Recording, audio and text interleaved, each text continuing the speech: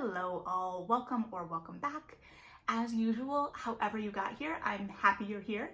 I thought today I would do a good old-fashioned book haul kind of thing. I haven't done a book haul since I first started playing around with the idea of, uploading on here.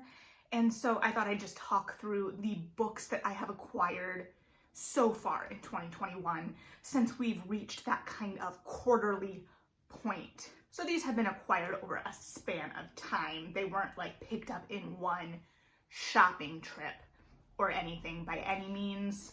Although I foresee picking up a lot of stuff on Indie Bookstore Day, and I've kind of tried to put myself on a halt on buying stuff until Indie Bookstore Day, because these purchases were basically all from indies anyway. I have bought a few books pre-order that aren't in the stack yet because, they're not actually published yet. So let's just talk through what I've spent money on that you could get right now at a bookstore in theory. So the first couple books I actually just ordered from Volumes Book Cafe. They did a one-day birthday sale, and unfortunately they did just close their Wicker Park location in Chicago, but they also still have a downtown location and are doing online stuff until they kind of figure out what space they want to go into next. I think they are still, last I heard, looking to stay in Wicker Park and continue serving that community. I have not been over to their physical location since all of this started, but I have done orders with them, and I will say this order was made like a day or two before they announced that they were going to be closing the Wicker Park location. And I believe, based on all of the stuff I read online, like their lease was coming up as well. I think they had some stuff going on with that space. All that is to say, this order was placed right before they announced they were going to be closing that location, and they closed it pretty speedily. Like, they had to get a lot of work done, and I still got this order very quickly. Like, when they announced it, I was a little worried. I was like, oh no, I just placed an order. And it was more like, this is going to be an unnecessary stressor on them, because I wasn't sure how that was going to work. I don't think either of these titles were ones they had in-house, but that's just a babble about a bookstore that I love and continue hoping the best for. So the first book I picked up was Saraland by Sam Cohen, which is a collection of short stories. The conceit behind these seems to be that all of the main characters in this collection are named Sarah. So I'm very intrigued, and the story titles are great from my perusal. I just kind of started peeking into the first story. So in terms of story names, Dream Palace, Exorcism or Eating My Twin, Becoming Trees, All the Teenaged Stairs. There are some good story names in here. So I'm really excited about it, both from a conceptual level and because it seems like it's going to have some of that weirdness that I really like. And I think I stumbled across this on the Millions first half of 2021 preview. So that's how it came to be in my hand right now. So hopefully I will get that read sooner rather than later, and if there's enough to talk about in the collection, talk about it more in depth. The other book I ordered from Volumes for their birthday sale was The Mercies by Kieran Millwood Hargrave. This I actually have on audio as well. I downloaded it on Libro.fm around the time it came out last year, and I've just never been able to decide what format I want to experience it in, whether it's an audiobook or a physical book. I just haven't been able to figure out. So it's in paperback now, and I decided I'd check it out in paperback. I will say I really liked the hardcover cover. It was more illustrated. It was red and had a woman's face on it. But this looks a little bit more standard historical fiction, which I get. You are marketing books differently in hardcover to paperback sometimes, and you have a whole audience of historical fiction readers in paperback that you probably aren't going to reach in hardcover. So there is a different language in covers between the two. That's a larger conversation. That being said, while I prefer the hardcover, I understand this cover and why it is this cover, and I do like it. It has a blurb from Tracy Chevalier on the back, and I feel like the cover on the paperback kind of fits in the same vein as those books. So it just makes sense to me. It's speaking the same kind of paperback language. This is set in Norway in the early 1600s, and I think a fishing village, and all of the men drown in a disaster and only the women are left behind. And yeah, it talks about, so it explores that. I think there are accusations of witchcraft that play into this, and I am very interested in historical novels that explore the ideas of witchcraft, usually because it also explores ideas of feminism and women power and societal expectations. And my favorite history is social history, where we kind of dig into the mores of the time. Yeah, I don't know. I will read that, and maybe I'll switch between the physical and the audio. We'll see. Okay, so The Dangers of Smoking in Bed by Mariana Enriquez I talked about, but I can never talk about enough. This is the newest short story collection from the author of Things We Lost in the Fire. It's stunning. It focuses a little bit more in my reading on kind of adolescence and that shift out of adolescence and that kind of horror of moving from adolescence to adulthood. And it's also a little bit more rooted in personal horrors than political horrors, as we saw in Things We Lost in the Fire. Again, as I discussed in my Feature Friday, there are exceptions to that in both collections. I think both collections are in really interesting conversation with each other. I really love them. If you haven't read any of her work, I adore it. I hope we get more. That will almost assuredly be one of my favorites of the year. It's exactly what I love in short stories. Weird, tense, rooted in the personal. I loved it. And then next is The Gilded Ones by Namina Forna.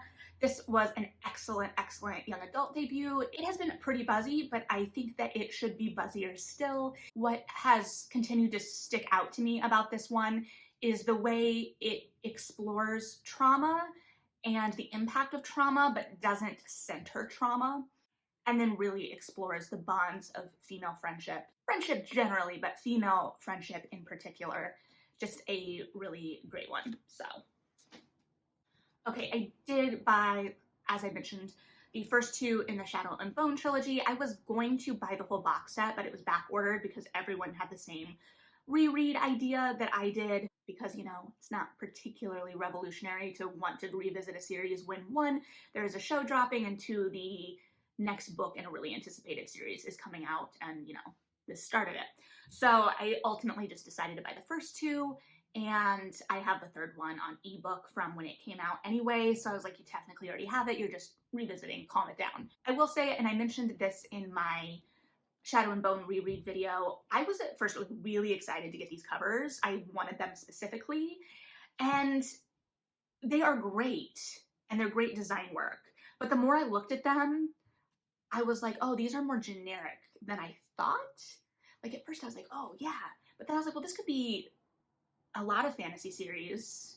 Again, I think it just comes down to personal preference and aesthetics as they are at the time the covers are being designed. I understand why you would redesign and repackage covers to appeal to both new readers and existing readers that may want to collect all of them, but I did find myself occasionally missing the spirit of the old covers in a way that I didn't think I was going to. So again, it's not a commentary on the design work of either cover set, because I think that they are both great. It's more just like, maybe I was more attached to those than I thought. Okay, Winter's Orbit by Everina Maxwell. This was a little bit of an impulse purchase. I have not read it yet. I think it's like a sci-fi in space, which shouldn't be shocking in sci-fi, but it has a gay relationship at its center, and there is a prince. So I will get to this at some point.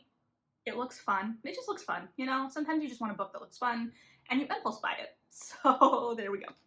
The Upstairs House by Julia Fine. I had this pre-ordered, and I don't know if I mentioned it in my video about the Upstairs House, but I had this pre-ordered from an local indie, and I'd forgotten that Julia Fine was a local Chicago author. So the closer we got to pub, I was like, I wonder if she's gonna go sign anywhere. And sure enough, she did. And my bookstore posted that she was signing stock, and I DM'd them, and I was like, by any chance, did she also sign the pre-order stock? Like, was it just the sale stock or pre-orders? Because sometimes you put pre-orders on a different side of the store and you may forget they're there. So, you know, it wasn't a unreasonable question in my mind, or something that if the answer had been no, oh no, we forgot, that I would have been judgy about, but maybe you could like swap them out for me. But she indeed sign and personalize my copy. So I was real excited about that. And this book was everything I kind of was expecting in terms of its exploration of the horrors of motherhood in a weird way that also looks at the legacy of female creators of different bends, and, you know, if there is a judgment on creating for adults versus creating for children. I don't know. There was just a lot to unpack here. Again, like her first book, I don't know if it's going to be everyone's cup of tea, but if like that weird kind of narrative is your cup of tea, this is definitely something to pick up. Also, it does deal with some mental health things, and I do not feel knowledgeable enough on the specifics of what it's exploring to really comment on how it does with that. So just be aware of that, I guess. For some more potentially weird, a little bit cover impulse buy. Not impulse, I thought about it a lot. I bought Life Among the Terranauts by Caitlin Horrocks, which I had talked about in my wrap up because I had read it. It does a little bit of weird, but it's also kind of rooted in a quiet, rural setting in my mind. Like, again, not every story. That's just kind of like the through line I got from the collection. I also discovered this one on the Millions 2021 preview list, which I actually haven't perused as in depth as I usually do. I know that I've talked about a couple of titles that I pulled from there, but last year I was getting a lot of inspiration from that list. I'll link that list down below because it's been a really good resource for me in finding new, especially literary fiction that maybe doesn't have the same publicity budget as other work, or maybe, you know, just doesn't pop off on Instagram or the interwebs in the same way as other things. So that being said, this was a really interesting collection and the cover is gorgeous. And then I bought About So Bold and Deadly by Bridget Kemmermere, more because I just didn't want to wait for the library hold on this one, and I wanted to know how this series ends up. So I now have the third book in this series and none of the others. And maybe that's another conversation to have someday, is like, are you a completist in your book buying? Do you have to own the whole series? I sometimes don't. Like, I can look at many books on my shelf and know that I only have like maybe one random book from the series, and it's just based on when I want to read something, usually. So could I go back and buy all of them? Maybe. But I enjoyed this. It was a really interesting finale to the trilogy, and I'm glad I got my hands on it so I could get it read. Okay, this is no surprise. I bought Rule of Wolves by Lee Bardugo because I need to know how things end. I have not touched it yet, which has been something on my mind in the sense that I still need to reread the Six of Crows duology and King of Scars. In my younger years, I would have not been able to keep myself from reading this immediately. I had this pre-ordered from the Indie Bookstore, and our hours don't align in a way that I can get there before the weekend, and so I actually picked this up Good Friday because I took it off. And before, I don't know if I could have even waited that long. I clearly have not started this yet because I still haven't finished my reread. So I guess I've just learned patience as I get older, or that there's just a lot of other stuff I want to touch. Needless to say, I'm very anxious to see how this duology wraps up and how this kind of wraps up some of the outstanding storylines in the Grishaverse.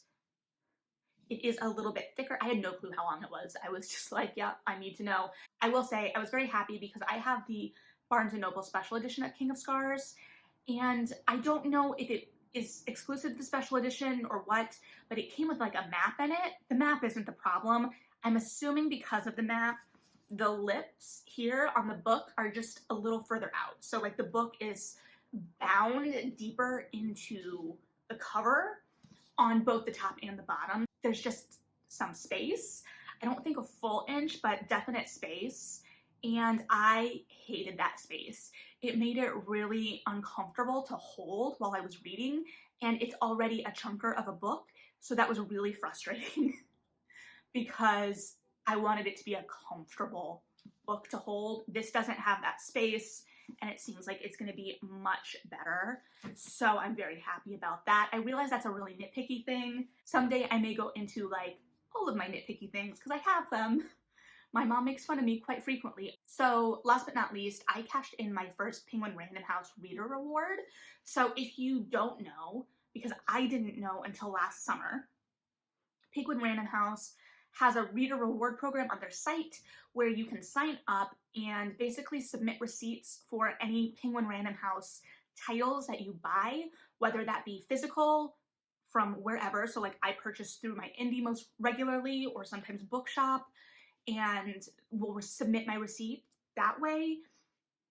Or you can order from Penguin Random House and it will automatically, count it, or you can order from Barnes & Noble and just upload those receipts and it counts. But it also counts ebooks, which I have not tried, and audiobooks, which I have tried. I've submitted Libro.fm purchases that have been accepted and counted toward my totals. So you have to earn 120 points, which is basically 12 books. You get 10 points per book.